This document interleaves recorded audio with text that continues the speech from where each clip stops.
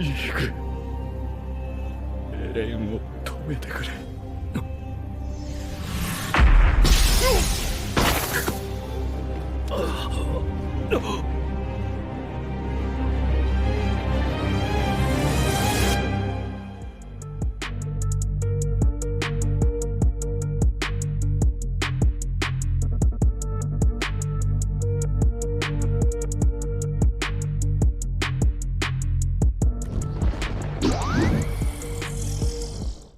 As the current season of Attack on Titan continues, the overall significance of Eren and Zeke's relationship also continues to become more and more relevant.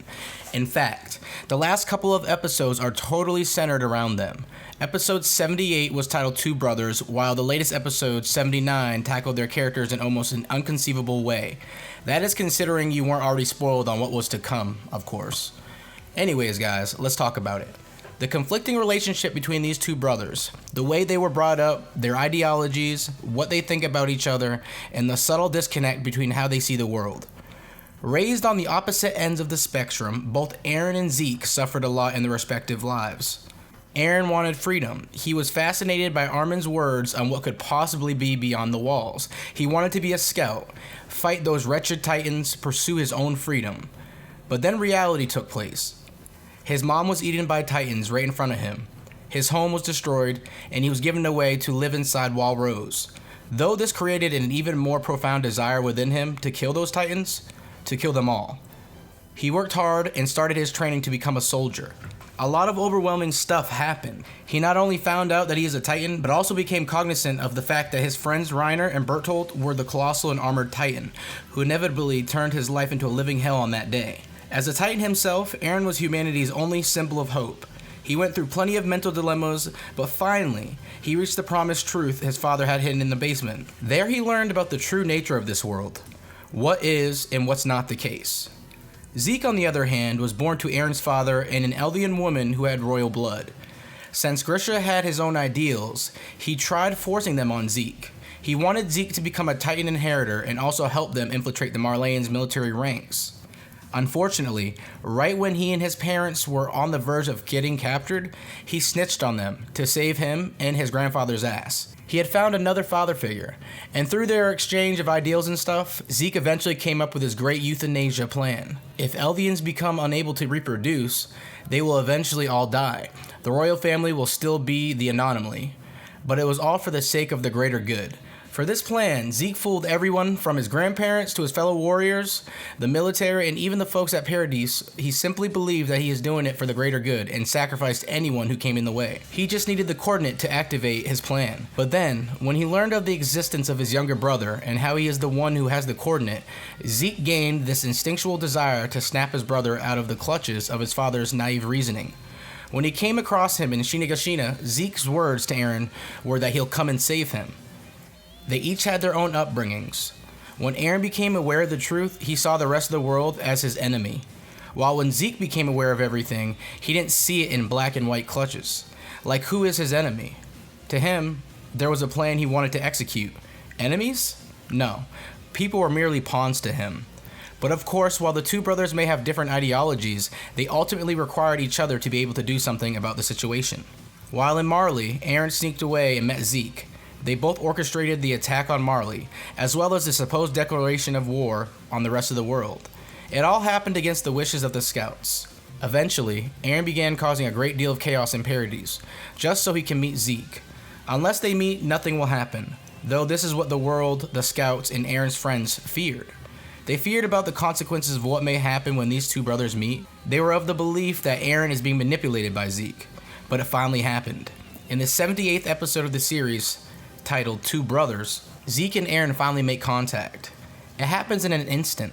As they are both reaching out for each other, Gabby shoots off Eren's head.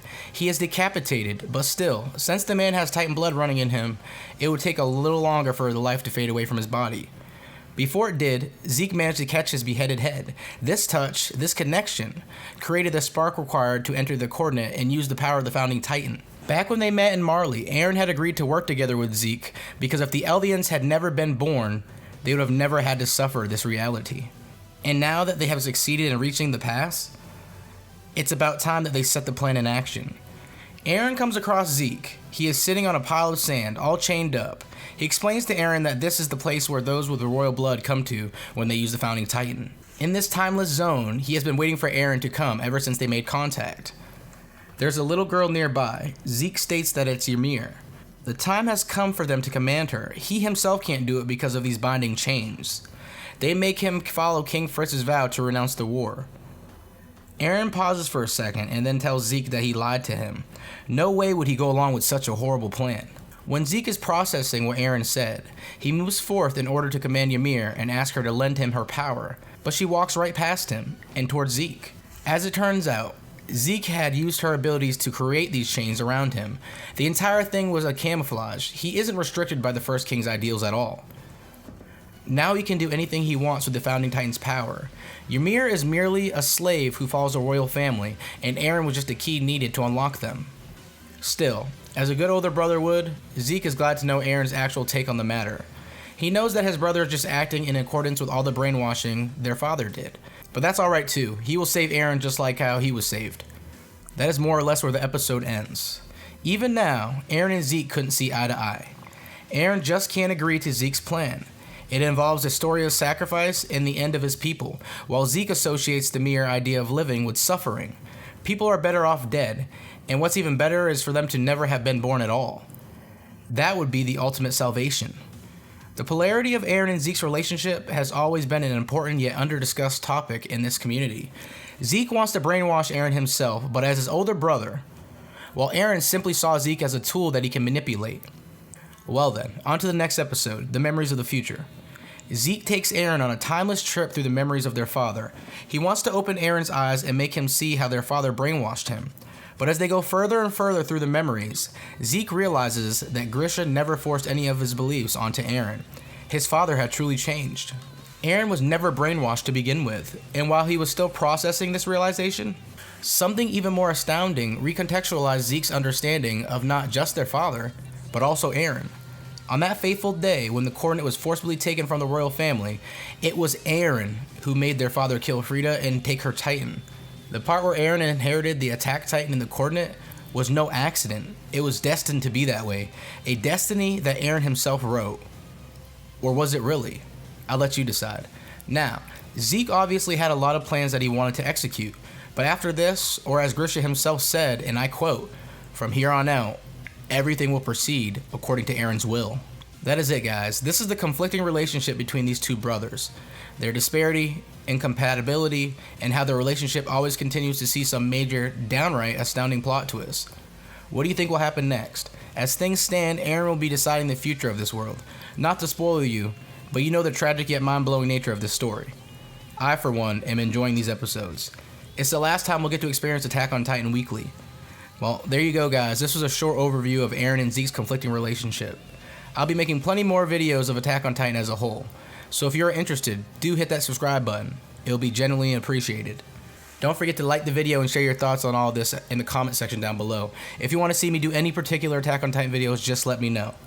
Well then, as always, I'm the Bearded Saiyan. Thanks for watching. I'll see you in the next one.